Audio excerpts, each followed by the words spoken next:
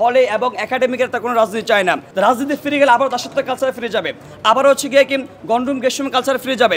শিক্ষকরা ইজারা দিয়ে দেবে তাদেরকে, ক্ষমতাসীন দলের ছাত্র সংঘ তাদেরকে আবারও দাস বানিয়ে রাখবে। যখন সে হলে উঠে, হলে ওঠার পরে তার কোনো মানবাধিকার নাই। কালকে তার পরীক্ষা নাকি তারপরে ক্লাস শুটিং আছে কোনো কিছু, সেটা দর্তব্যের বিষয় না। তার বাবা মারা গেছে নাকি সে অসুস্থ, তার দর্তব্যের বিষয় না। শুধুমাত্র একটা সিটের জন্য তাকে বিকিয়ে দিতে হয়, তার মস্তিষ্ক বিকিয়ে দিতে হয়, পুরো পরিবেশ নিয়ে কোনো কথাবার্তা বলা, তাকে একটা দাস হয়ে থাকতে হয়। এই অঞ্চলের কালচার হচ্ছে যখনই যে সরকার ক্ষমতায় যায় সেই সরকার সবসময় একটু আনকোয়েশনেবল থাকতে চায়। তারা সবসময় পাবলিক বিশ্ববিদ্যালয়ের শিক্ষার্থীদেরকে তারা ভয় পায়, বিশেষ করে ঢাকা বিশ্ববিদ্যালয়ের শিক্ষার্থীরা ভয় পায়। যার কারণে তাদের একটা এজেন্ডা থাকে। এজেন্ডাটা কি? তারা সবসময় শিক্ষার্থীদেরকে মুখটা বন্ধ করে রাখতে চায়, কুক্ষিগত করে রাখতে চায়, দাস বানিয়ে রাখতে চায়। তাদের এজেন্ডা বাস্তবায়নে তারা দুটো গ্রুপকে কাজে লাগে। আমি সেটা বলেছি স্পষ্ট করে আজকে মিটিংয়ের মধ্যে। প্রথম গ্রুপ হচ্ছে ক্ষমতাসীন দলের ছাত্র সংগঠন। তারা কি করে? তারা শুধুমাত্র শিক্ষার্থীদের সিটের জন্য জিম্মি করে রাখে, মিছিল মিটিংয়ে হচ্ছে একদম অবরুদ্ধ করে নিয়ে যায়। আরেকটা গোষ্ঠী আছে, তারা কারা? তারা হচ্ছে আমাদের শিক্ষক, যারা তো অভিভাবক। ওই শিক্ষক, ওই অভিভাবকরাই যারা হল প্রবেশের দায়িত্ব পালন করেন, হাউস সিটের দায়িত্ব পালন করেন। ঠিক তারাই কিন্তু শুধুমাত্র নিজেদের ব্যক্তি স্বার্থের জন্য, নিজের পদ পদবি বাড়ানোর জন্য যারা সাধারণ শিক্ষার্থী আছে, ওই সাধারণ শিক্ষার্থীদেরকে ওই যে ক্ষমতাসীন দলের ছাত্র সংগঠনের কাছে তারা ইজারা দিয়ে দেয়, যার বিনিময়ে তার পদ সে বারে ভারী করে। এই যে হচ্ছে সরকারের যে এজেন্ডা, ক্ষমতাসীন দলের যে এজেন্ডা, সেই এজেন্ডার ধরাশায়ী হতে হয় সাধারণ শিক্ষার্থীদেরকে। আপনারা জানেন যে ঢাকা বিশ্ববিদ্যালয় সহ প্রত্যেকটা পাবলিক বিশ্ববিদ্যালয়ের শিক্ষার্থীরা বেশিরভাগই নিম্ন মধ্যবিত্ত ফ্যামিলি থেকে উঠে আসে।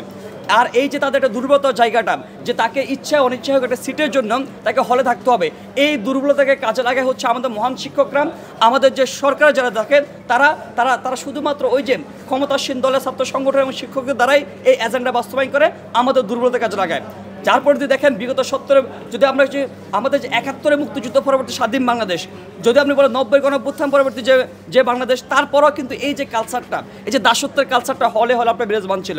যার কারণে আমাদের যে মানবাধিকার বলতে যে একটা কথা আছে, সেটা আমাদের সেটা নাই। আমরা যে একটা শিক্ষার্থী দেখেন, যখন সে হলে ওঠার পরে তার কোনো মানবাধিকার নাই। সে ব্যক্তির কালকে তার পরীক্ষা নাকি তারপরে ক্লাস শুটিং আছে কোনো কিছু, সেটা দর্তব্যের বিষয় না। তার বাবা মারা গেছে নাকি সে অসুস্থ, তার দর্তব্যের বিষয় না। শুধুমাত্র একটা সিটের জন্য তাকে বিকিয়ে দিতে হয়, তার মস্তিষ্ক বিকিয়ে দিতে হয়, তার পুরো পরিবেশ নিয়ে কোনো কথাবার্তা বলার কোনো কায়দা কারণ নেই, তাকে একটা দাস হয়ে থাকতে হয়। আজকে যে 24 গণঅভ্যুত্থান পরবর্তী যে বাংলাদেশের শিক্ষার্থীরা, তারা আবারও চাচ্ছে না যে আবারও দাসত্ব জীবনে ফিরে যাক। সেই শিক্ষার্থী যে পালস, সে সেন্টিমেন্ট, সে যে দাবি দেওয়া, সেটা প্রেক্ষিতে আমরা তাদের দাবি দেওয়ার শ্রদ্ধা জানিয়েছিলাম।